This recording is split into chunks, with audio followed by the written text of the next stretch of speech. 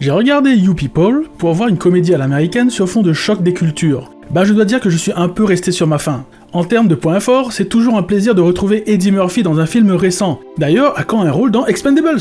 J'ai aussi beaucoup aimé les musiques du film, entre rap West Coast et R&B old school. Il y a aussi quelques chouettes vannes qui m'ont bien fait marrer. Mais surtout, le film montre à quel point deux familles bornées peuvent fracturer une relation amoureuse assez solide. Et c'est tout. Comme je le disais au début, je n'ai pas vraiment été emballé par ce film. En fait, je me suis pas mal emmerdé entre les quelques rares moments que j'ai trouvé drôles. Je trouve que le film ne se concentre pas assez sur l'histoire d'amour entre les deux protagonistes pour nous installer des tensions culturelles entre leurs familles respectives. Ce qui fait que leur histoire d'amour ne m'a pas touché des masses. Je suis resté dubitatif devant leur relation naissante. En fait, je l'ai trouvé lourdingue. Le film nous propose un choc de culture entre une famille juive et une famille afro-américaine sur fond de clichés et de racisme involontaire. Ce concept n'est pas nouveau, il y avait pas mal de films du même genre dans les années 80, 90, 2000. Sauf qu'ici, au vu des derniers événements qui ont secoué l'Amérique, le film a un retentissement différent, je dirais même un côté plus froid et revendicateur qu'avant. Pour apprécier ce film, je pense qu'il faut commencer par le mettre dans le contexte des USA. Il ne faut pas oublier que le racisme a été étatique aux US avec des lois ségrégationnistes visant à séparer les blancs des noirs après l'abolition de l'esclavage.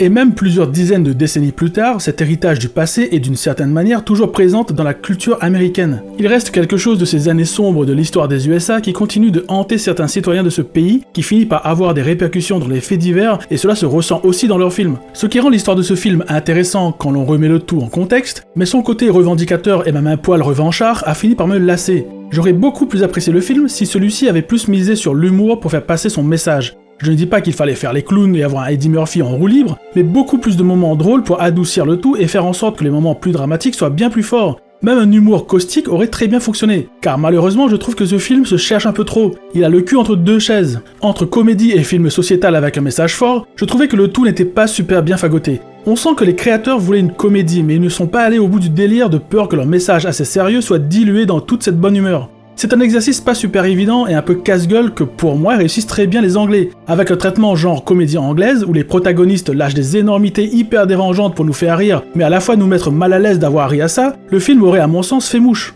Et ce ton aurait eu toute sa place dans un film traitant de la religion, de la xénophobie et du racisme. En nous faisant rire avec des blagues bien cringe, le film m'aurait accroché de bout en bout. Pour finir, le film n'est pas raté, mais il manque de piquant et de tension. Je trouve que le ton humoristique aurait dû être bien plus caustique pour nous offrir une saveur à la fois drôle et mordante, sans aller non plus dans l'absurde. Bref, je vous le conseille si vous avez envie de revoir Eddie Murphy dans un rôle plutôt sérieux, ou que vous avez envie de vous marrer devant une comédie, pas vraiment marrante en fait.